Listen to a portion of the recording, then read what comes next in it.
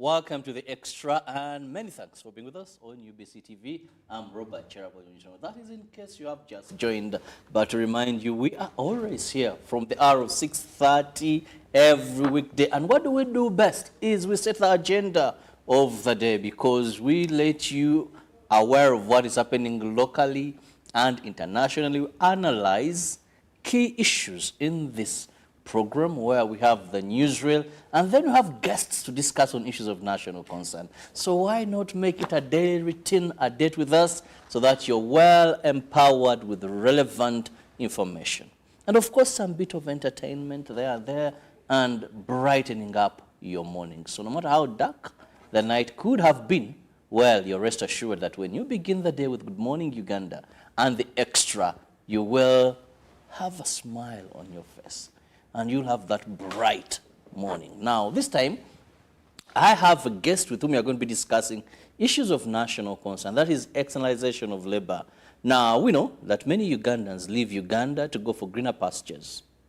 And in the recent a decade and a half, we've had many young girls leave this country as domestic workers to go and work in the Middle East.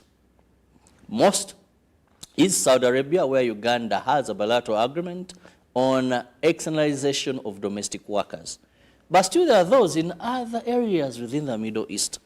But those are considered to be there illegally, because they are assumed that they were trafficked, because government of Uganda has no bilateral agreements in externalization of domestic workers. Now, recently there were reports that we are going to be losing a lot of money as Uganda, due to some failures for us to perfect this art.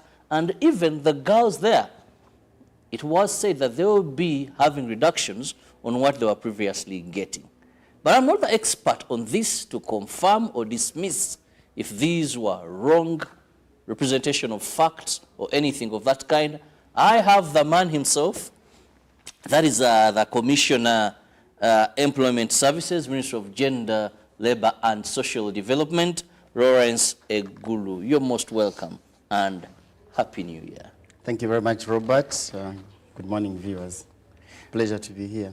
Indeed, whenever I have you on set, because I know there's so much, I also get to understand issues regarding labor externalization.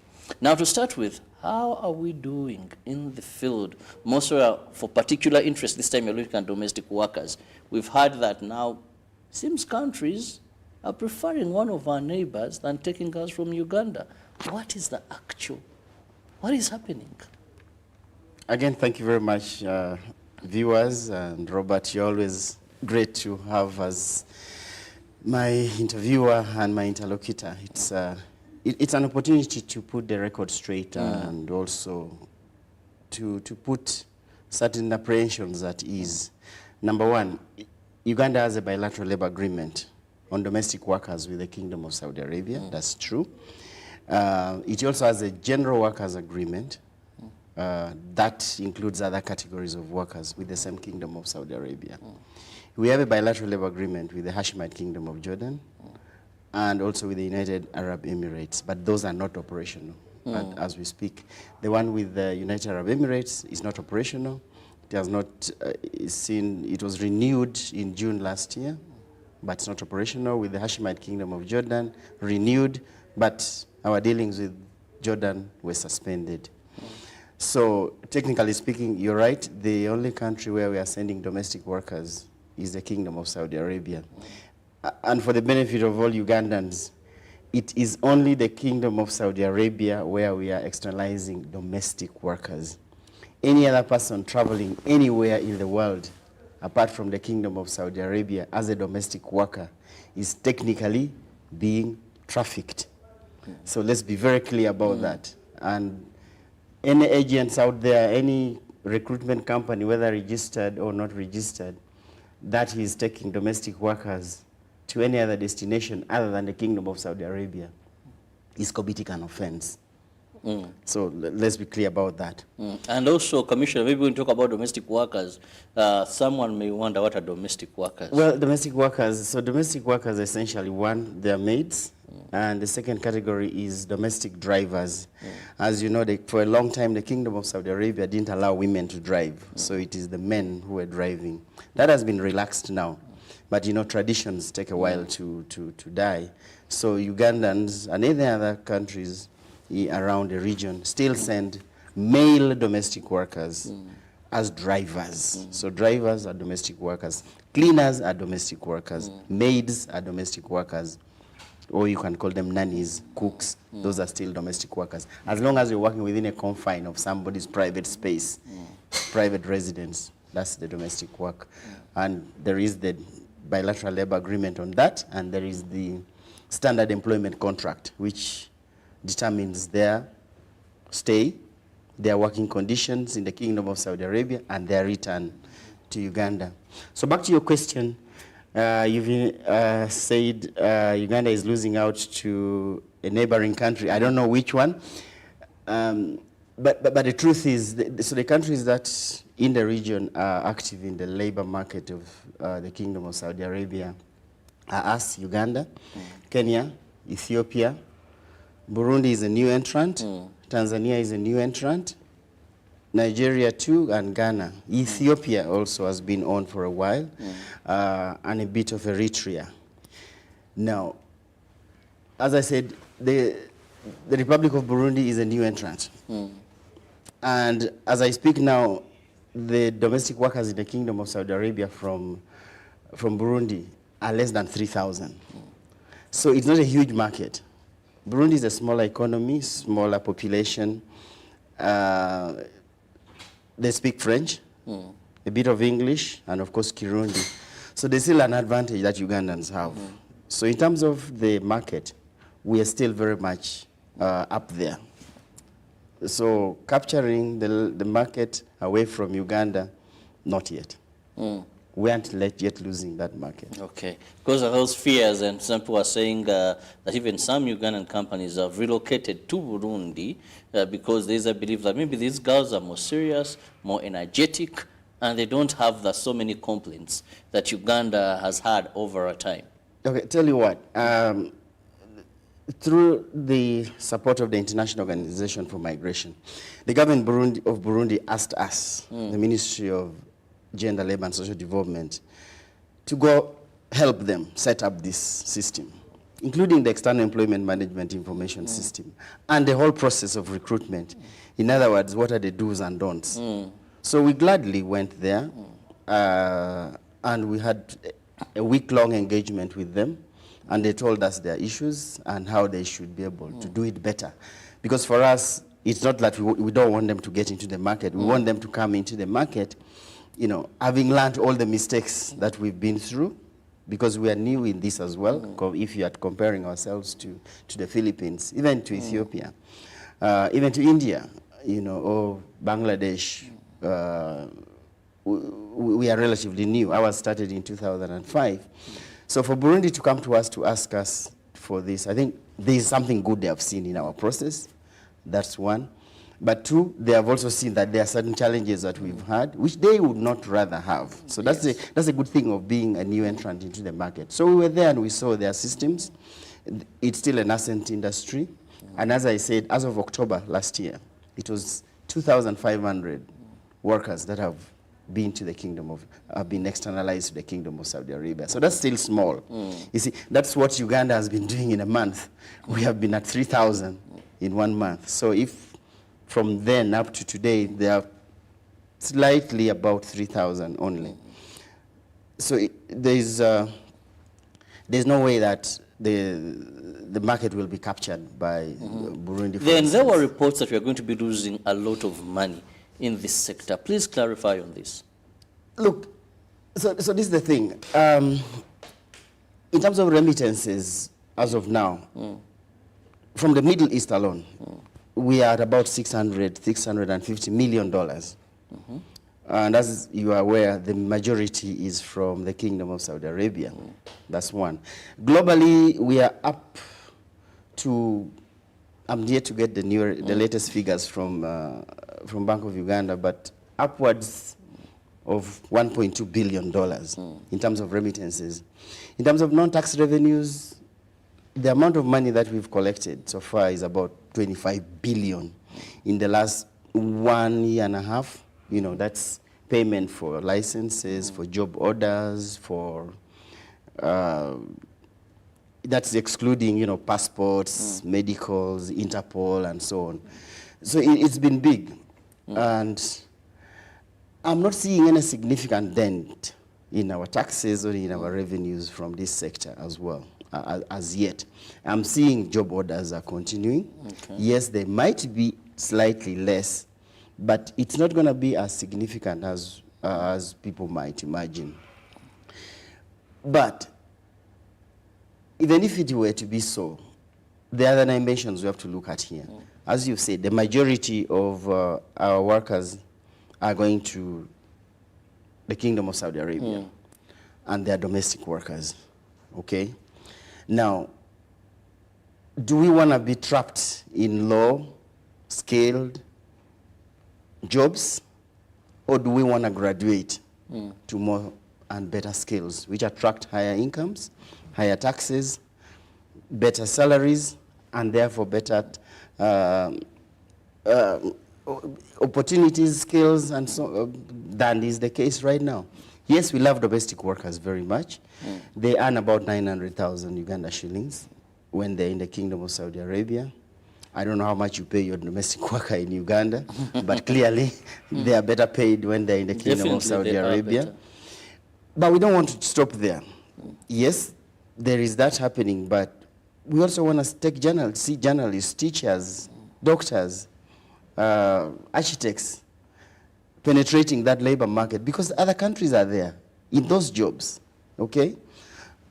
In Uganda, we've also been to school, you know? We also have all these institutions. So are we going to be equated to only domestic workers in the Kingdom of Saudi Arabia or in the United Arab Emirates, in Bahrain, Kuwait, Afghanistan, Iraq? We are security people only. So this is where the president's advice comes in very, very handy. We need to add value to our products. And I'm not saying labor is a commodity that has to be treated as a commodity. But if we have to compete internationally with those other countries that have graduated, yes, Philippines started with domestic work, but now they're into other sectors, you know, telecommunications, IT in general. They're into, you know, if it is home care, then a Filipino is also a nurse. A Filipino is also really a home manager, not just domestic work. So I think it is high time that we shifted our gears into adding value to the labor, to the migrant workers that we have in Uganda before they travel abroad.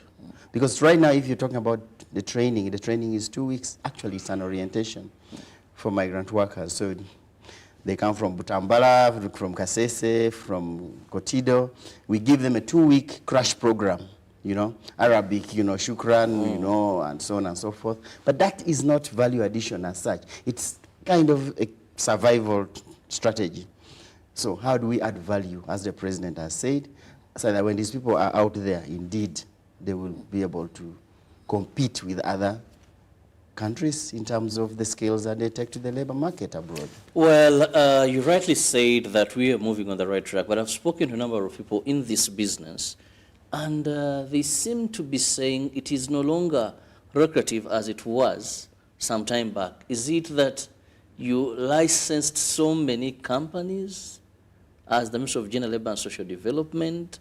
When you used to move almost after a few kilometers, adverts were all over. Today, things seem to be changing, Commissioner. What is not happening right? Many factors, and this is a natural progression. I think number one is called Economics 101, demand and supply, you know. The Saudi labor market is not necessarily going to take in your domestic workers forever, okay? I think that's a reality people should understand, that even if the cost of a domestic worker, right now, the recruitment companies in Uganda are paid about $1,100 per head for any domestic worker that they recruit and externalize, 1,100. Now, the salary is 900 reals, which is about 900,000 Uganda shillings. Now, if the price, or if the salary were to reduce to 500, let's say, it does not necessarily mean that the Saudis are going to demand more domestic workers. You have one domestic worker, or maybe you don't. For instance, I don't. Why don't I have? I don't have young children at home. So I don't need any domestic worker. Somebody comes, cleans my house on a weekly basis or twice a week, and that's it. Now, you're not going to force that domestic worker from Uganda on a Saudi when he doesn't need it, even if the price has reduced. So demand has reduced in Saudi Arabia. Number two, there's variety. There are many new entrants in the labor market. Once upon a time, it was one country called the Philippines, okay, in Asia. Then India came in, then Nepal. Then now Uganda is there. Ethiopia, Kenya, Uganda, Burundi, Ghana, Nigeria, Tanzania. Variety does not necessarily mean Ugandans should always be on top, you see. So that is a natural reaction to the labor market. And I think the onus is on Ugandans to see what needs to be done. How do we diversify beyond domestic work? And how do we add value to our products that are traveling abroad? We have to be in tune with the international demands as well. We cannot keep on thinking that, it's supposed to be like that. Uganda is Uganda and Uganda. So that new thinking has to happen. But of course, thirdly, as you rightly said, we've registered a number of them. We have about 450 companies now, recruitment companies. So many. That is quite a lot. Now, that is called free enterprise. There was a time we put a moratorium and said, guys, we have too many, we need to clean house. There was a lot of noise, as is always the case in Uganda when something happens. So we said, okay, let's open. So people jumped into the market again. They have put in the applications, they have been approved. So 450.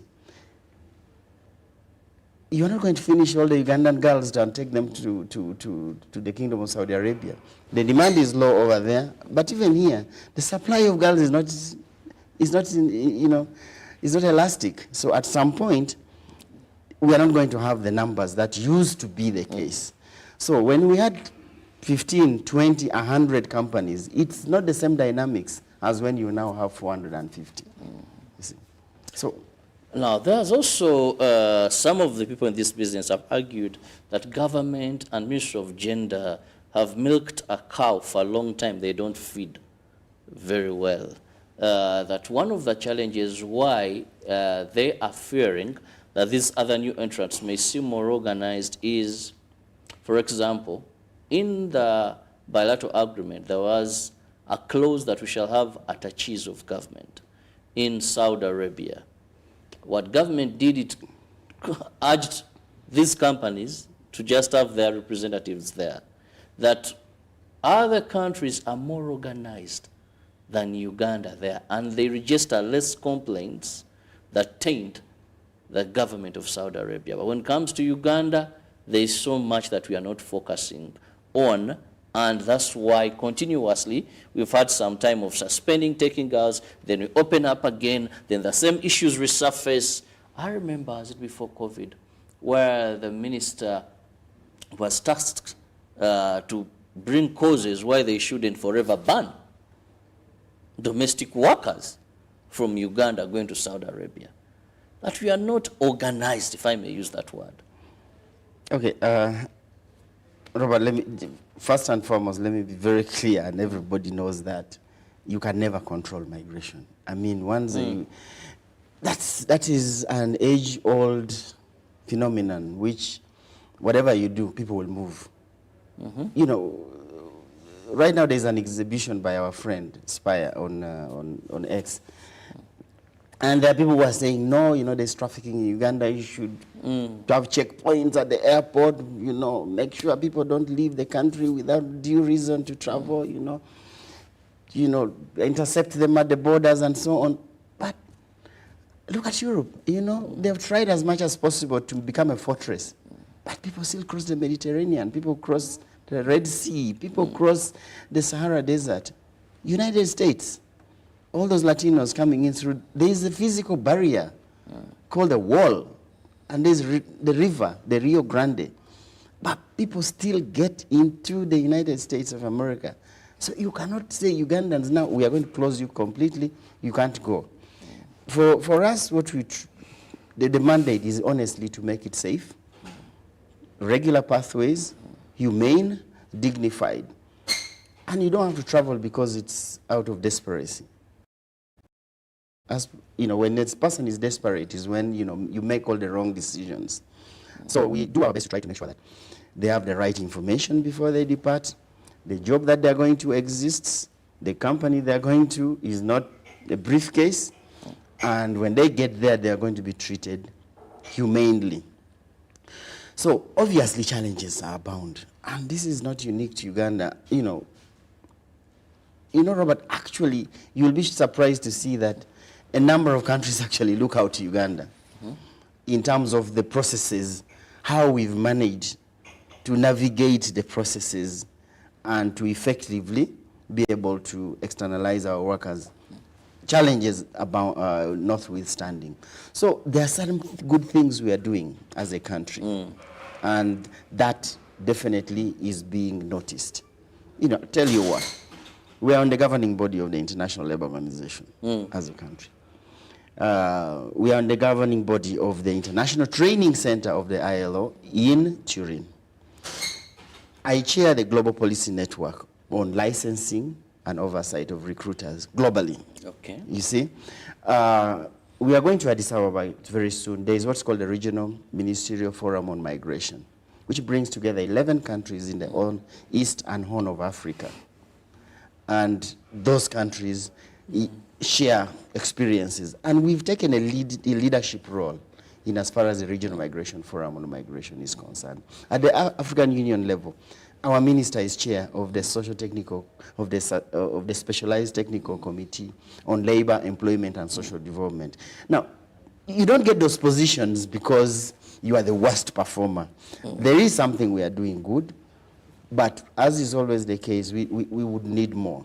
Funding, as you've said, we are milking the cow that we are not feeding. Brings in so much. Yes. Yet what is vital to ensure that these young girls are safe, these young girls, when issues arise, they can easily be rescued. Because one would say these recruitment companies, yes, will get these job orders, then recruit the girls, then hand over to another company there that maybe will position these girls.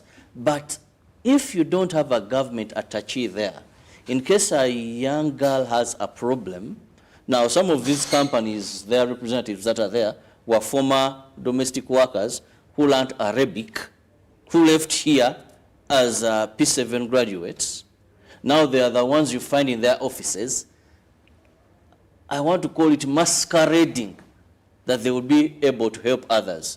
A girl calls and says, well, I'm here, I've spent this time, I'm not being paid, my boss mistreats me. Then the receiver is a Ugandan belonging to a company.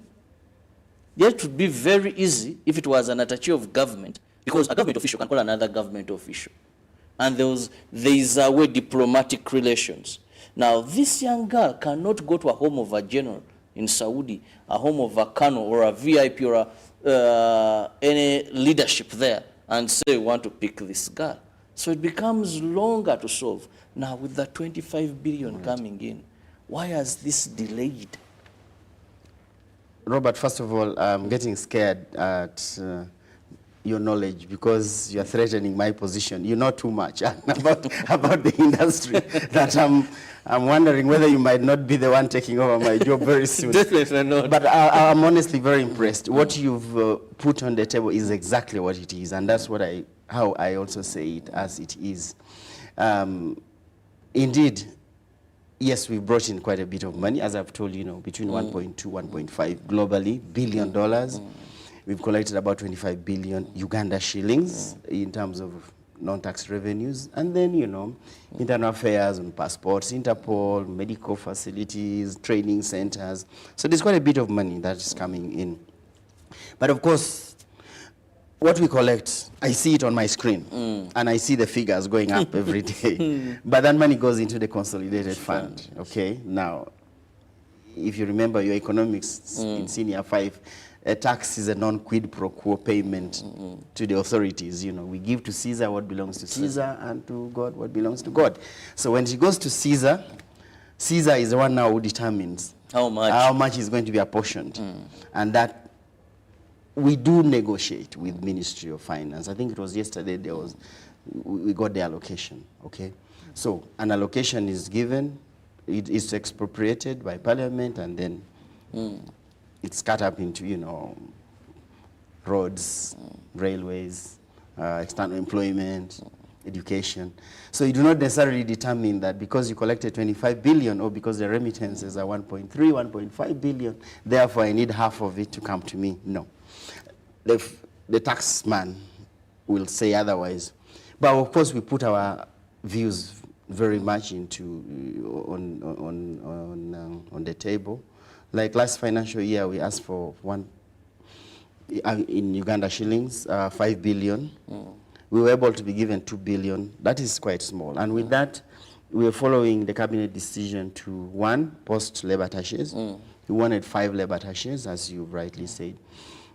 2 in Riyadh, Saudi Arabia, 1 in Abu Dhabi, the other in Dubai, and then the 5th one in Doha. We have a new embassy which has been opened there, and those are the main destinations for Ugandans. As we speak, we've been able to negotiate, and we have the first person has traveled to the Kingdom of Saudi Arabia. So out of 5, we are going to manage only 1. Because you have now to balance. If you have asked for 5 and you've got 2. The other thing we wanted to set up is shelters, a distress shelter, and we wanted to start with the Kingdom of Saudi Arabia in Riyadh, because that's where the biggest number is. And then in Dubai, because Dubai has the largest number of, I don't want to use the word trafficked, but irregular migrants. You know, most migrants. You know, us and the UAE. Visitors visa, then they stay forever. You know, so you travel on a visitor's visa, you say you are a tourist, and then you stay. You get into issues, oh, Museveni, you know. You call home. Yes, you know, help us, help us. But who, you know, you went there on your own. Remember last year, those that were calling, crying out loud to be returned home. Exactly, you know. But at the end of the day, you are Ugandan. We are duty bound to take care of you. Consular services have to handle you and then bring you back. Either we negotiate with the UAE government or with the International Organization for Migration, or we get extra resources to bring you back, you see. So then the other thing we wanted was to set up a call center in Kampala, which is internationally reachable. Any complaint, any compliment, any inquiry can call that number, and then it's channeled to the authorities, including, you know, ourselves, because we are not alone in this industry. There's internal affairs, there's foreign affairs, there's the Joint Intelligence Committee, which is ISO, ESO, CMI, CID, Interpol, you know. So it's a huge group of stakeholders. So if we have that call center in operation, that would be great. We want to expand our external employment management information system to include, to take care of the whole migration spectrum, from sourcing, training, departure, residence abroad, and return. So we should be able to trace that migrant worker who has left Uganda and eventually come back to Uganda safely. But that's his government. But we also say, you know, the primary role of the recruitment company is to ensure the safety and welfare of the migrant worker. It doesn't mean you recruit, the moment this girl has left Entebbe, you wash your hands off. No, no, no, no. You are supposed to take care of this migrant worker in the country of destination. Check on them. That daughter of yours who is in Budo Junior, you must make sure that you are, what is happening to that daughter of yours? Are they safe where they are? Until they return at the end of their 7 years in primary school. So that is what the role of the recruitment company is. You must be accountable. And we ask for monthly reporting on these migrant workers. You don't only get your 1,100 and you stop there. You shall be responsible for this person coming back. The girl runs away, You need to tell us why she has run away and where she is. Yes, Ugandans can be misled, and then they look for greener pastures within the Kingdom of Saudi Arabia, which is a very wrong thing to do. And dangerous. Very dangerous, because you lose your status, you have no passport probably, you fall sick, you cannot access any medical facility, and essentially you are illegal. In Saudi Arabia, you're caught on your own, it's police immediately, which is, which doesn't usually happen in our country, you see. So you take that behavior out there, you will get into jail. And then you will cry. These people are in detention for reasons that they shouldn't have gotten into, you see. Of course, there are other cases where, somebody has been mistreated, and instead of running to the police, they run to the streets, and then they are picked and then in detention. But yes, the recruitment company must make sure that this girl is safe abroad, is being paid their wages, is not being mistreated, is being given food, accommodation, everything as a dignified human being, and is returned at the end of their contract. The contracts now, are usually 2 years. At that particular point, I've interacted with a number of companies and also a number of these domestic workers. And there's an issue, Commissioner, I want you to elaborate and also help understand where is the weakness. Now, a girl lands in trouble, and the company that took her says, well, the contract we had with her elapsed. Now, she didn't come home. Yet when I was reading through terms and conditions, it is that per every end of contract, this migrant worker must come home. If she's willing to continue, go through the same process and go back. But 99% of the stories we have that awash social media, that make us talk and talk and talk, well, a contract ended. Now this girl remained with a contract between the employer, remained in that house. Now when problems happen, and maybe she dies and the body has to come home, then the company says, you are not entitled to repatriate the body. But when we go to the papers, it is clear they're supposed to bring that body back. And that is why there is even, now, when we as journalists come to you and say, but Commissioner, these companies have a guarantee of 100 million. And it's one of the requirements that they must produce. Now, if that money is kept somewhere, let's get from the 100 million. The man says, well, we shall sue you. So, this end of contract are not coming. You license these companies. These are Ugandans. Why then isn't this happening? You've nailed it so well. So this is the thing. The contracts are 2 years. There is none which is 5 years. There is none which is 1 year. It's 2 years, and 2 years calendar month. Now, in the previous bilateral labor agreement, this was not very watertight. And we realized what, as you're saying, people were exploiting it. What am I talking about? I'm talking about end of contract. While it says that, actually, it was saying end of contract, you come back. There are those who looked at end of contract as end of contract, and I can extend my stay. Wrong. So the revised labor agreement, which we have signed, we tightened that. We saw that there was a bit of a loophole there. And we said, thou shalt not end your contract and stay. You must come back to Uganda. So we put it up much, much tighter. You will come back. 2, in the event you would like to extend your stay, 4 parties must be in agreement. You, the domestic worker, your employer, the company that took you, and then your next of kin. You know, your next of kin. Because we are informed, your next of kin is informed, you are there, and because we realized there was a asymmetry of knowledge, an imbalance of power. So if your employer says, you're not going, you're staying, I'm not going to give you a ticket. So it's basically coercion. So you might say, not even out of your free will, but because the employer is your boss, so you don't want to talk too much. And I've spoken to many who will tell you, we went with so-and-so, but she's still waiting for that ticket. But 2 years, your employer knew, you need to get this ticket, and she's at the mercy of the employer waiting for a ticket to return. Now, there are others who are lied to and, they decide to extend unilaterally. And they stay over, as you mentioned already. So you stay, we don't know. Before you know it, the mother is calling the ministry. My daughter has not come back. Or even the company here doesn't know. This woman has disappeared. We can't reach her. Now, that is because you've done it yourself. But then how is that possible? The bad thing is time is flying. How is that possible when I'm told you have a system? Is it Musanedo? Yes, exactly. That tracks. Yes, we have all those records. We have Musanet, we have IMIS, our management information system that should track this person to come back. And I'm told it's automated. But that even at your office, you can say, Chirabo, Gloria left, and it signals now that time is over. Then why don't you compel that person to come back? Because when these girls are leaving, the ministry assures us, these companies assure us that we have a proper system. We know at any particular time where in this house where this girl is. Yes. Now, what are you explaining? Robert, that is so true.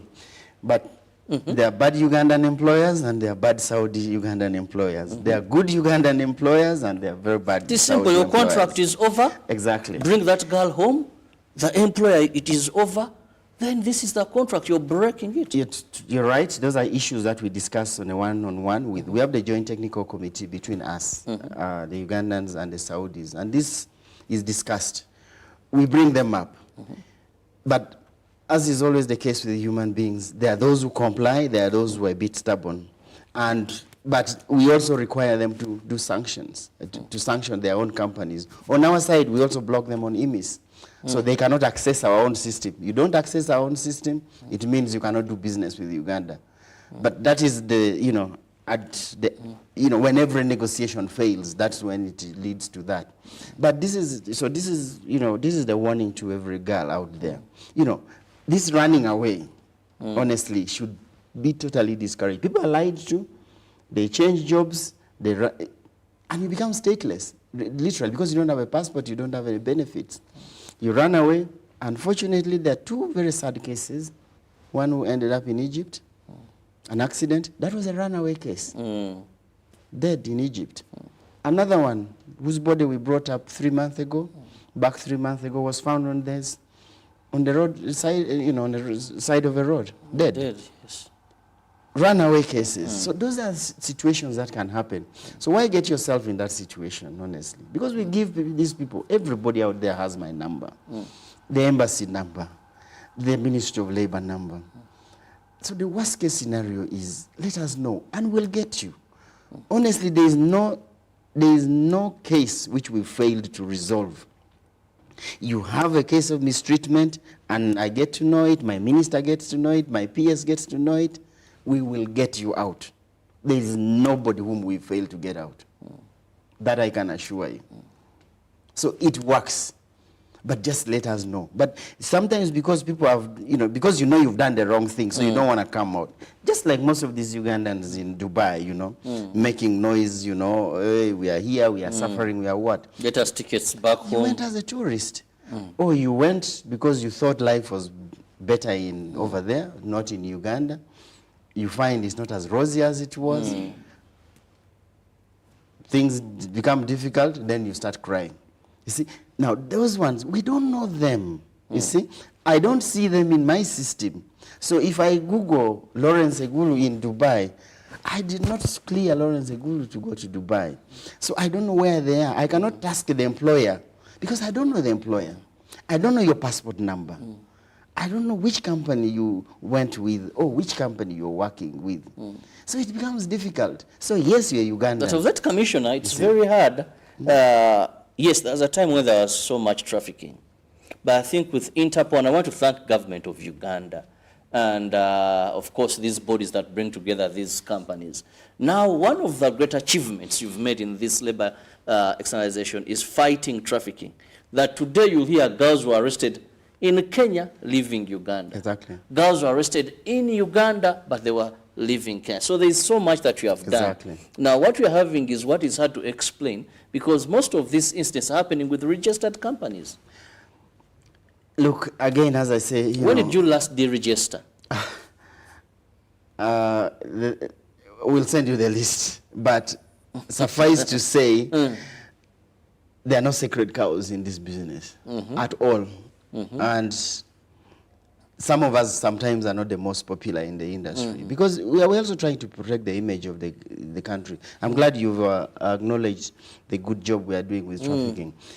Now, Uganda is still on tier 2 as far as the U.S. State Department is concerned. In as far as, tier 1 is the best is as far as curbing trafficking is concerned. Tier 2, you're there, but we are on the classified, the list where you're saying you're watched, you are under the watch. You do anything wrong, we are going to take it to tier 3. Now, tier 3 has a lot of negativity to it because that now affects even international relations and funding from including institutions like the IMF and the World Bank and the European Union. So you get to tier 3, you are in big trouble. So we are in tier 2. And we will do everything to make sure that we don't get to tier 3 because that will jeopardize everything. So that's why we are doing all these little things and big things. But tell you what, there are unintended consequences of regional integration. You've said it. You just walk with your little national ID. You are in Nairobi, If you decide to show it anyway, there are others who use other routes. As I said, we were in Burundi. Burundi are also saying these guys are border communities, even gardens you can pass. Exactly. You just bought a bus, you run across, and you're in another country. Now, that is an unintended consequence of integration. Much as we love our neighbors, those are the difficulties that come up with this kind of thing. So the moment the porous borders. So we walk into Nairobi, we are in Oman. The South Sudanese come down here, they are out. See? Now, how do you close borders? You can't. People have to move. But at the same time, how do you make sure that everything is regular and you're not penalized for it? So we are doing what we can as a country, as a nation. All the stakeholders are in this together. But of course, as you've rightly said, recruitment companies, whether they're licensed or not, also do a lot of hanky-panky job, But for those which are licensed, there are sanctions. Those ones we hit them. There is no carrot anymore. We hit you properly with the stick.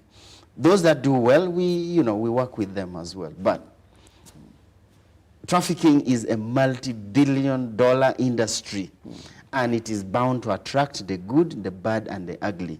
There are those who benefit from, trafficking. Yes. Exactly. It works. It is money. Yes. But is it the right thing to do? It's not. Someone was interviewing one of the girls, and she said, when you go through these companies, you take a long period for you to go through. It's hectic. When you use a trafficker, well, within a week, you're already here working and doing good. Now, Commissioner, before I let you go, there has also been, and I want you to clarify on this, but it's also okay if you confirm it is true, that the biggest challenge you found is that most of these companies are owned by very prominent people where it's hard for you to crack the whip. That's why sometimes you hear these girls complaining of a particular company, they took our money, we never went, they're holding on to our passports, they're not giving them back to us. And you ask them, but have you done? Yes, we've done this, but you say this belongs to someone very big. And one time I was very happy, I don't know if you can still be that courageous, when you published a list of these companies and the owners. And yes, I also got timid when I saw some names. Now, if Robert also gets timid, we should not be. So this is it. I think the clarity about it is as follows. Number one, any Ugandan is allowed by law to start a company, to open up, register, and to operate a company. So ministers, MPs, my father, my next door neighbor, a taxi driver, is allowed by law. So there's no don't and there's no do. I don't, for instance, have any because I would see it as conflict of interest. But again, civil servants also are allowed to have, you know, but that's just me, you see. But this is the thing. There are very, very highly placed individuals in this country who are also the most law-abiding. I will not name names. But they would do everything to ensure that their company is not mentioned adversely. No girl should complain. They should be compliant with the tax payments. Everything should be in order. And it has worked so well. But there are these masqueraders, honestly, who will invoke the name of, you know, I'm from State House, you know, I'm speaking on behalf of General so-and-so, that company belongs to this. Those are the problem cases.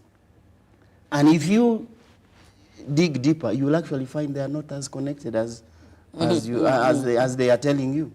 Because I will call your own boss to ask you, is this true? And you'll be denied. So there are lots of masqueraders out there. And unfortunately, they use these names. One time I encountered a land grabber who was talking about some company because it had a JO that belonged to a wife of some general. And I said, well, if they want to take my land, let me meet that general. Only the person to say, now for you, you're going to cause other people, how much do you want in this particular piece of land? And when I said I'm not selling, due to them comfortable. So yes. So those can happen. Ugandans have become very characters. smart. Someone can easily point at something and say that When is it's for not. Jovia so and so because we are Jomai. Then you rush, but when you stand your feet and say no, then you'll find out that. And so what if it belongs to you, Jovia, whoever it is, or Lawrence Egulu, for lack of a better name? We are all connected in one way or the other. And I keep saying this. Why? Because you pay taxes, don't you? And you vote in this country. So I am as connected as any other person in this country. And therefore, nobody is sacred as far as this industry is concerned. I think people should love their country first and foremost before thinking, you know, because I am, because you know, I am also somebody, you're also somebody. But so those names should not worry us at all. We are all in this together, because if this country is to be blacklisted, you know, it's everybody to be blacklisted. So the people who call themselves connected because they are so and so should actually be the most compliant. And I really insist that they should be. And there are so many of them who are very, very compliant, simply because that name tagged to them, they want to protect it. But these others who are all over the place, making phone calls which don't even exist, that is, Waswahili wanasema ni uongo. Commissioner, we must move out of here. It's been nice having you. Let me just have your final remarks. One to Ugandans out there, and most importantly, those intending to move out of this country in search for greener pastures as domestic workers. Thank you very much, Robert. And as I said before, you want to travel to any destination country to be a domestic worker. As we speak now, it is to the Kingdom of Saudi Arabia only. Anybody taking you to any other destination in the name of domestic work is trafficking you, and you are in trouble. You will get into trouble. Don't. Two, when you get to the Kingdom of Saudi Arabia, please don't run away. There are redress processes. There is the embassy. There is the police. There is the Ministry of Labor. You have us here. You have your MP. You have the systems in Uganda that work. Please reach out to them instead of running away into the streets. And three, recruitment companies, please take your job with dignity. Your job does not stop at the airport. Your job includes bringing back this girl, having stayed for 2 years abroad in dignity, has come back safely and has been reintegrated into the country. But finally, must you travel abroad? You know, that's another question. Must you necessarily travel abroad? Is Uganda the worst country, really? You only realize the beauty of this country and the opportunities that it has when you've traveled to other countries and then realize, I need to go back to my country. So, 900,000 Uganda shillings in Saudi Arabia as a domestic worker. Would you not rather stay in Uganda and earn 500,000 Uganda shillings? Must you travel and be a domestic worker? You're a graduate, you're an S6 leaver, you have a diploma. Must you go and become a domestic worker to be a cleaner? when there are better things in this country? It's I after think we need to failing, love maybe. our country. Unless, what is it that you failed? I think that's the next thing where we should be going. How do we create better jobs Yes. for our citizens in Uganda? I think that's the debate Yeah. that we need to be going forward and carry forward. We have upcoming, and this will be launched by the president latest by May Day. We have the National Employment Strategy coming up, which addresses all these issues around employment in this country. We want to make sure that we have decent job opportunities. We have decent wages for all our people. You know, right now we churn in the labor market between 600 to 700,000 Ugandans at all levels, grades, you know, P7, Senior 4, TVETs, universities, but we can hardly give them those jobs. You know, so that is the strategy. What the strategy is going to address to ensure that whoever gets out of the labor market is able to survive in Uganda with a decent job. In the event that you don't have it in Uganda is when we are now looking abroad, and we are going further now. So in the next quarter, when I'm talking of quarter, I'm talking of 3 months. We are going to Canada, we are going to the United Kingdom. As you know, the UK signed a bilateral labor agreement with Kenya on medical workers. We need to see what we can do as well. The United States, Poland, Germany, Canada. That's where we are headed now in terms of expanding beyond the Middle East and also the kind of jobs that we can take to other countries, not only domestic work. So Well, the future is still bright, very, very bright. Thank you so much, Commissioner Rollins Egulu, who happens to be the Commissioner Employment Services at the Ministry of Gender, Labor and Social Development. Thank you so much, our viewer, for being with us from 6:30 till now. And no matter, however, what particular segment you began watching, just a reminder that we're always here from 6:30 every weekday. Robert Chirabo Nyonyintono wishing you a lovely day. God bless Motherland. Good morning.